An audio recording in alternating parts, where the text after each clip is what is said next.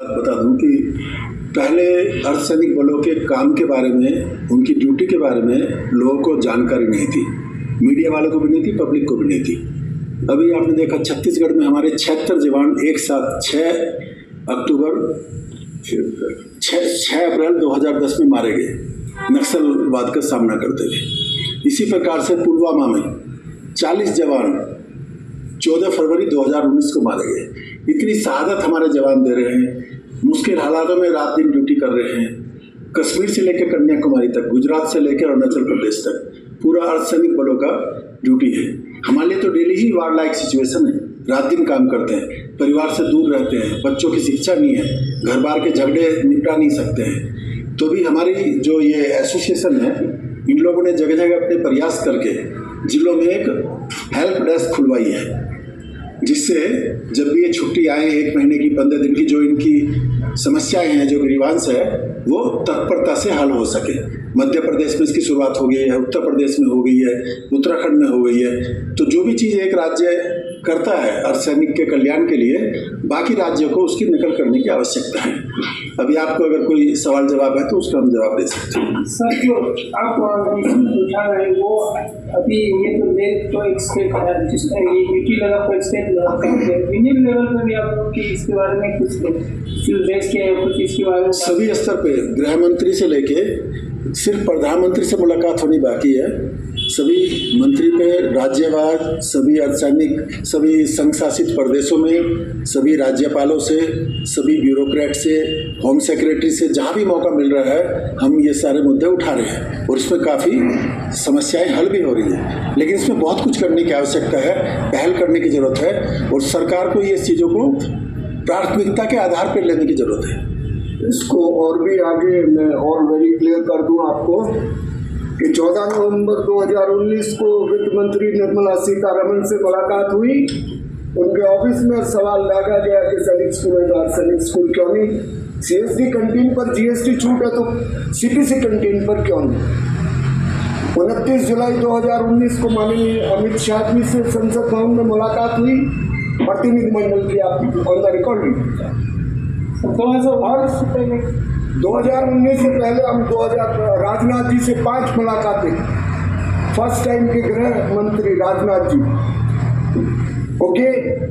Even राष्ट्रपति, महामहिम राष्ट्रपति कोविंद जी से भी मुलाकात हुई 3 सितंबर 2021 को कि सर देश की संसद को हमने बचाया। CRPF 2013 दिसंबर आतंकी हमला, अगर हम ना होते संसद नस्तानबूद हो जाती तो ऐसी क्या गलती हुई कि आपने हमारी पेंशन बंद कर दी? सर ये क्वेश्चन सर ये है, इंटरनल सिक्योरिटी जितने भी है वो पैरामिलिट्री आर्मी है सर, वो लोग देते।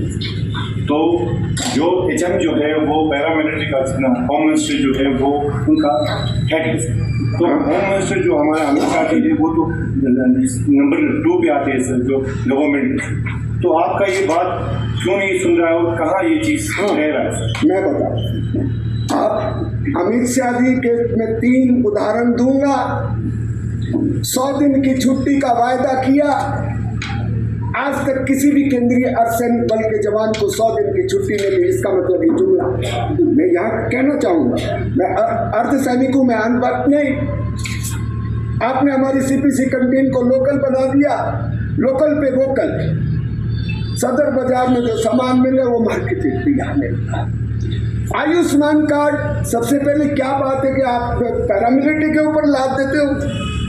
आयुष्मान कार्ड, परसों की घटना, हमारे जवान 65 बटालियन का जवान तोमर छुट्टी काट के आया था, घटना में, दुर्घटना में ग्वालियर में एडमिट हुआ, पांव काटने की नौबत आई। कांस्टेबल तोमर, परसों की बात। सर आयुष्मान कार्ड लेके हॉस्पिटल में गया, उन्होंने कहा कि हम इसको एक्सेप्ट नहीं करते। एक मिनट, ये भी जुमला। तो क्यों गृह मंत्री जी हमारे साथ इस तरह की धोखेबाजी हो रही है? मैंने आपको 3 उदाहरण दिए।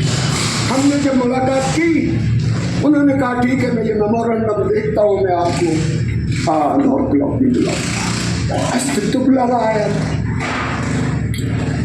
सेना झंडा दिवस, भाई नोट आज सेना झंडा दिवस, उसमें कौन सा बजट चाहिए?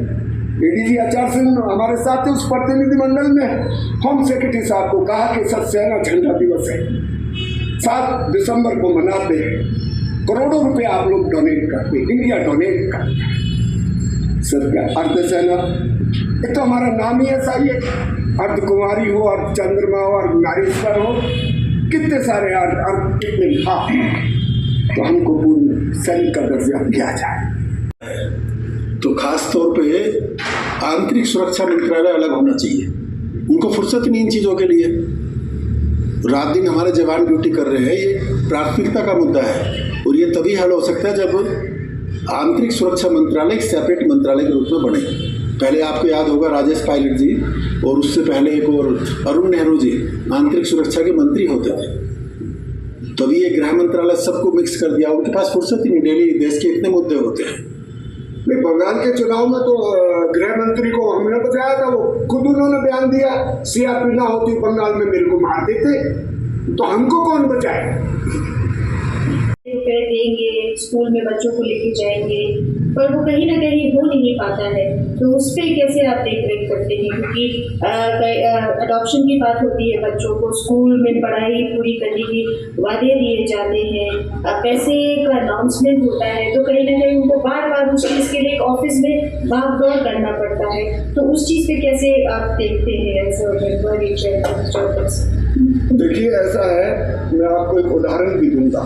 हालांकि शहादत का कोई मोल नहीं होता, तराजू में नहीं तोड़ा जाता, शहादत शहादत होती है। पुलवामा में शहीद हुए जवान हमारे, अभी पिछले हफ्ते की घटना है, पुलवामा शहीद का जो मंजू बाला है वीरांगना, हमारे जो जवान की घरवाली वो डेथ कर गया था।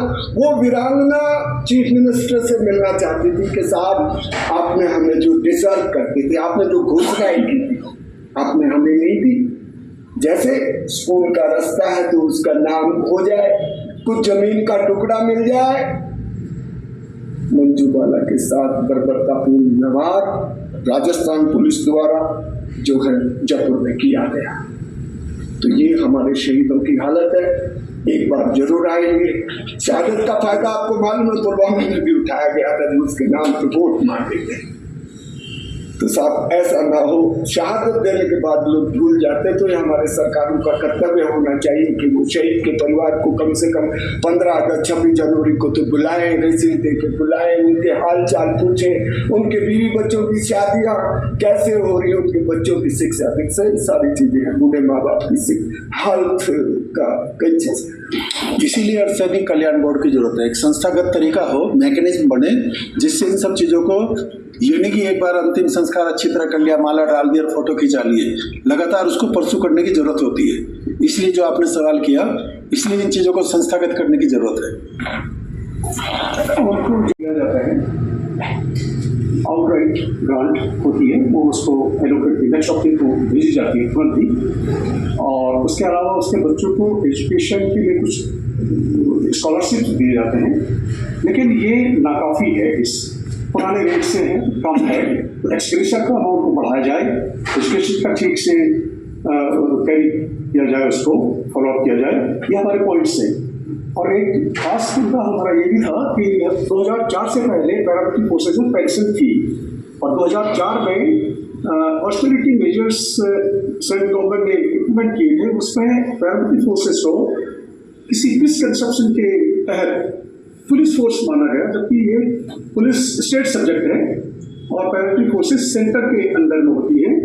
और आर्टिकल 246 शेड्यूल 7 के लिस्ट नंबर 1 में, जो कि सेंट्रल लिस्ट है, दर्ज है air force, army, air force, navy and other armed force of the union, ये उसमें आते हैं, सेंट्रल लिस्ट में है दर्ज है।